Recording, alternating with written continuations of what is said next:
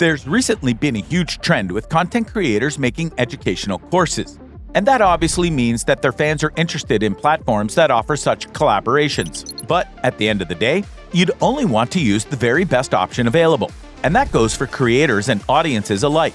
Today, I'm going to tell you about my experience with Skool and Skool, and compare them so you can make an informed decision. Also, if you haven't signed up for Skool yet, you can use my link down below to get your first 14 days for free. Let's start by taking a look at their pricing. I get that these platforms need to make money, but honestly, some of them take it way too far. The good thing about Skool is that they only charge $99 a month, and if you pay for a whole year up front, the price comes down to just $55 a month. That's about as reasonable as it can get without becoming completely unsustainable. So I really appreciate that Skool is trying so hard to make its services accessible. As for Skool, I was initially surprised when I found out that they just charged $89 per month. $10 isn't a ton of money, but it's important to save wherever you can. So a lot of people would immediately get swayed by this aspect. But here's the thing, if you pay for the whole year, you get 0% off. Like, Skool provides that option too, and they give you nearly half off for it. Skool really dropped the ball with this one, and I wasn't too happy about it. And by the way, the $89 a month package isn't the only option you can go for. There are cheaper and more expensive packages too, but I tend to dislike it when platforms make pricing so complicated, so I'm going to stick with the comparable pricing points to keep things fair. I'm giving Skool a 5 out of 5 here. They're upfront about the costs, and they're clearly not just trying to line their pockets. Skool gets a 4 out of 5 from me. The annual payment aspect is a real sore spot, but I do think that their pricing is pretty reasonable, all things considered. Now, let's shift our focus to the user experience. One thing I should probably mention here is that Skool doesn't have a dedicated website. It's available purely through their app, which can be a tad inconvenient for some. I mean, it's nowhere close to being a deal breaker, but hey, some folks might prefer a browser-based experience.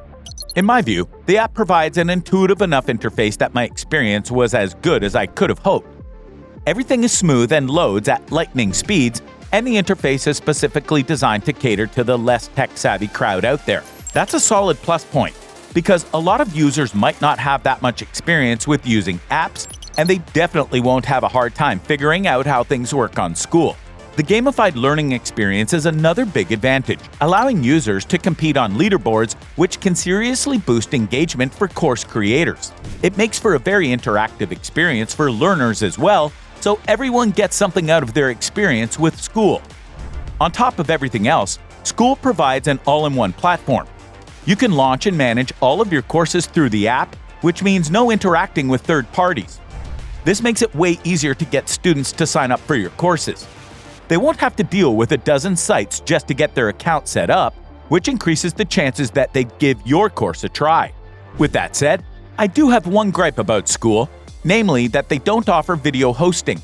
It costs extra to get it done through Vimeo, and considering how essential video can be to the learning experience, the absence of native hosting might become an issue. However, getting your videos hosted through Vimeo is easy and affordable.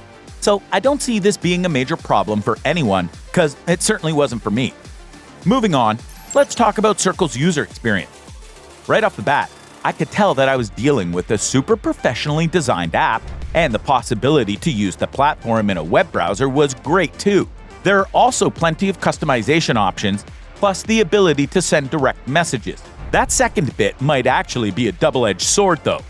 It might be useful to allow folk to message each other, but it could also lead to people focusing more on socializing rather than taking your content in. However, there's a massive issue with Skool. You can't make fully customized courses on it. Instead, you just have to make do with whatever templates they offer. That's a far cry from Skool, which allows you to pick and choose each and every element of your course, allowing you to give your learners exactly the type of experience you like. Given all of this, Skool gets 4.5 out of 5 from me, with a half point deducted for the lack of video hosting, which brings its total to 9.5 out of 10. Skool gets a 3.5 out of 5, mostly because of that lackluster course builder, for a total of 7.5. Next up, how do their features compare? Starting with Skool, the ability to post content to your followers is a nice touch. It looks like a social media feed, but the attention is entirely on you. You can make posts that keep your audience engaged and take polls that allow users to send you their thoughts about your courses. There's also a student tracking feature, which is great because you don't want anyone getting left behind. Some people need a bit of extra support, and there's nothing wrong with that. Accessibility seems to be incorporated into every single aspect of the design process, and as a result, differently abled people can access your courses too. Circling back to that gamification element, you might be wondering what sorts of features it includes.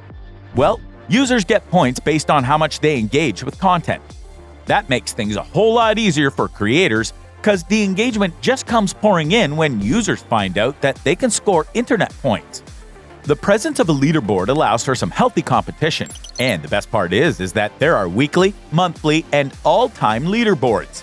This means that people have a chance to take the #1 spot by performing especially well in a given week, but the ones that show consistently high performance still get their time to shine in the all-time leaderboards. There's also a Skool community section where people can interact with each other all out in the open. That's better than allowing direct messages, in my opinion, because the focus tends to be on the courses for the most part. You can use this section to your advantage by engaging with other creators. Everyone can improve together, which is exactly what platforms like this should be encouraging. The Slack-style messaging system creates a communal atmosphere as well.